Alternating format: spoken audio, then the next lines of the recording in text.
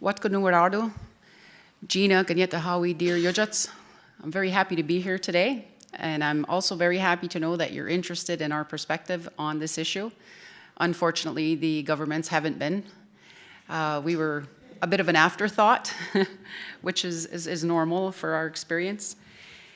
You know, just going back a little bit in our history, when we had dry communities and didn't allow alcohol, we were consulted back then, you know, whether or not we wanted to see this product on our territories, and a lot of people opted out for that.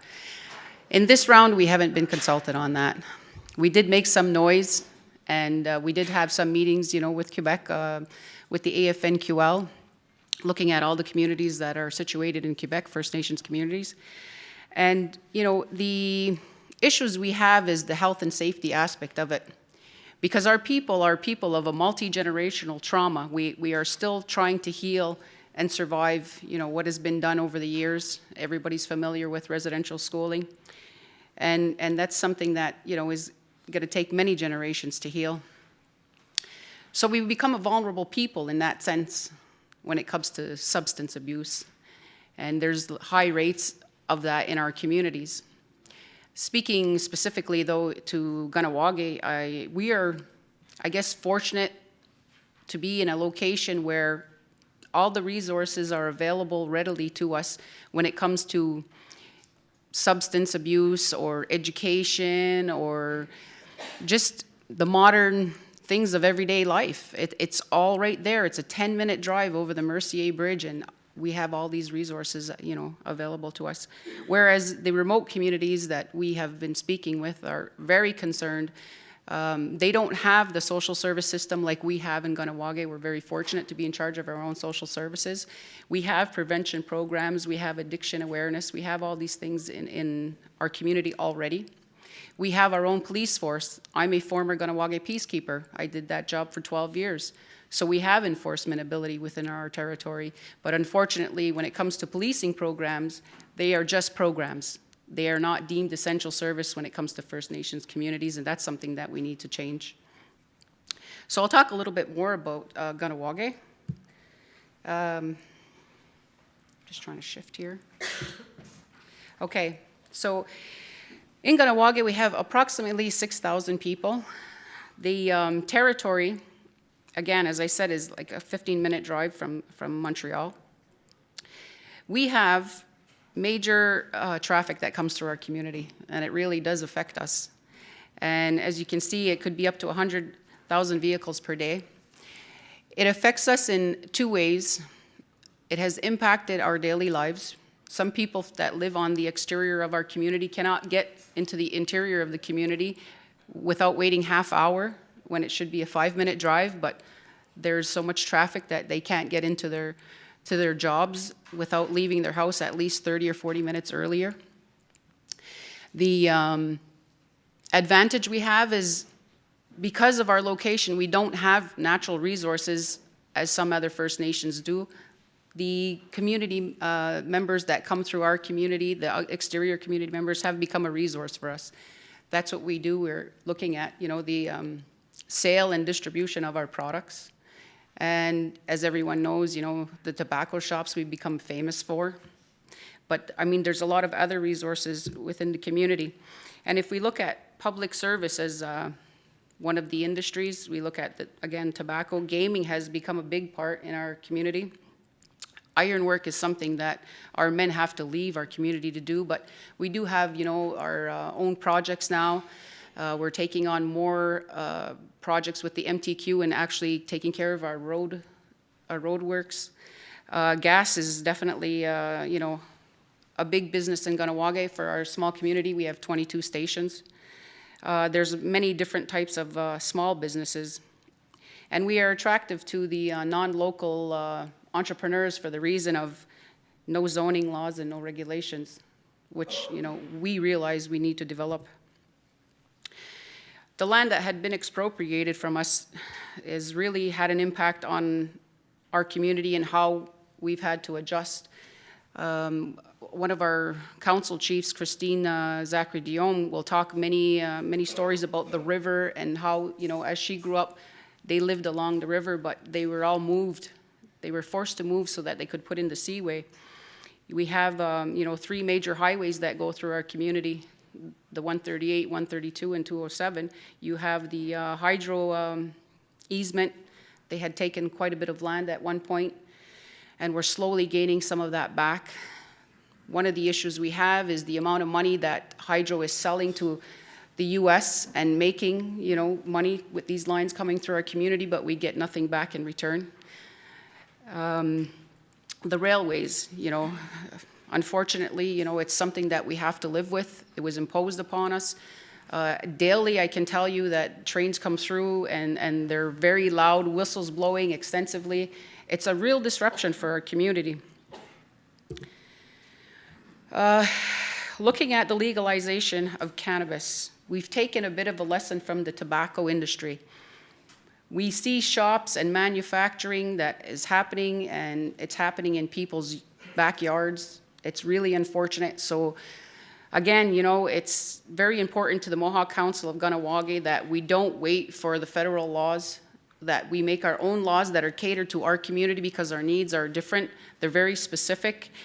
Because we're a First Nations territory, it's very difficult. You become, again, I'll say, vulnerable to the exterior trying to move in and utilize those rights that we have. So the council had put together a cannabis working group, and in this working group, they're focusing on the legislative part and consulting with community as to what they want to see around tobacco and a tobacco law and how that will play out in our community. We're also looking at the business opportunities because I can tell you personally, I've had numerous calls from all over the world about inquiring, are we looking at the business, what we plan to do, can they join us, can we become partners, if they can assist us in any way. So in the beginning, I kind of thought that was quite amusing because of the level that it came in. We're looking at the consultation process again. We're trying to have dialogue with the exterior governments. We definitely have consultation with the law enforcement. Our chief of police has been, part of the cannabis working group in the meetings and having discussions on how, they're going to try and operate around this. Again, with limited funds and resources. The social service aspect, the head of social service, the director, has been also a part of this. He's been very active. He's very concerned about the implications of the product, especially on the youth and the developing brain. So that's a message that he keeps drilling out there, even though we haven't started any sort of real campaign around it. It's definitely top of the list. The hospital. Again, when you look at the medical side of it, versus the opioids, and we're seeing it in our people as they're taking these products and the difference in it. Opioids are very addictive, and looking at what cannabis results are, it's much better. The Justice Commission has been integral, and it's important that we're going to put together a law that we can enforce, and the other community stakeholders is education, the everyday community member. I mean, anybody that wants to take part, we've been trying to, get their opinion. There's been a moratorium that we put on cannabis, and again, I'll go back to the tobacco industry, that the lesson has been learned. The moratorium has been put in place until such time that Kahnawàke has its own law and its own regulation. You can't just come in and say, here, I have a federal permit, I want to set up shop. That's not going to happen. They did that once with the tobacco industry. As a matter of fact, Canada gave out 17 permits at one time for people to manufacture.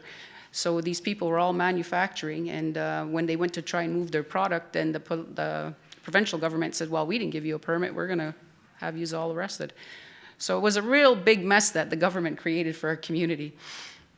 So this moratorium is going to be in effect as long as it needs to be, until this law is passed and until those regulations are there. A technical survey was taken. We thought it was very important to try and reach out to our members, and it can be very difficult in our community, they're very suspect of anything you want to question them on. Why? Why? What do you want to know? What are you going to do with that information? So we had to actually get people to call individual homes and try and get all the phone numbers, because nobody has landlines anymore. Everybody's moved to, having the cell phone. It was very convenient at one time because we had a directory and you could call every home. So we hired some people. They went out there, they did that work, and we found that there was a tolerance to see some cannabis manufacturing in our community, which I have to say I was really surprised at. But people are looking at the opportunity, but they're looking also at the medical side of it more than the recreational side. Because when you talk to them about the recreational side, everybody tenses up and they're like, oh, do we really want to see that? What does that mean? Are they going to be smoking on corners? Are you going to be able to go to work and, be high from your lunch? So a lot of questions came out from that. But the distribution is difficult. People don't want to see distribution. They're afraid of, again, having many sites within the territory. Again, I'll go back to saying we have been excluded, from that discussion with governments on the legalization.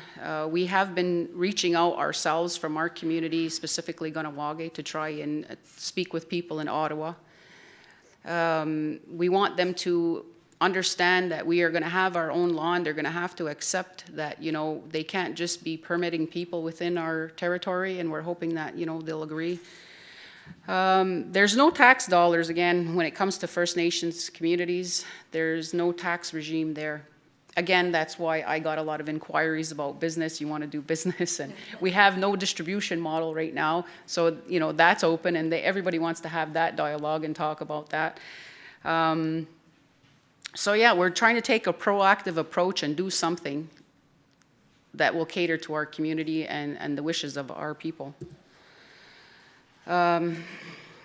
We looked at, the law.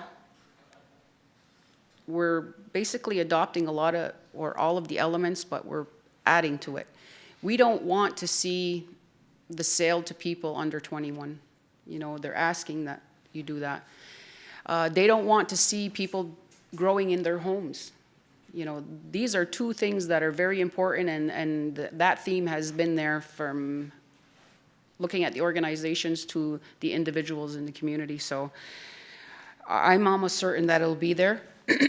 Right now, our law is on our Kahnawàke legislative website. There's a 30-day process. People are going to be able to give their input, and it's what we call a community decision-making process. And in that process, people are able to give their feedback, and a meeting will be called, and we can get together and all discuss this issue. Now I'm going to be turning over some of this to Eric. We thought we would share the platform, so thank you for listening.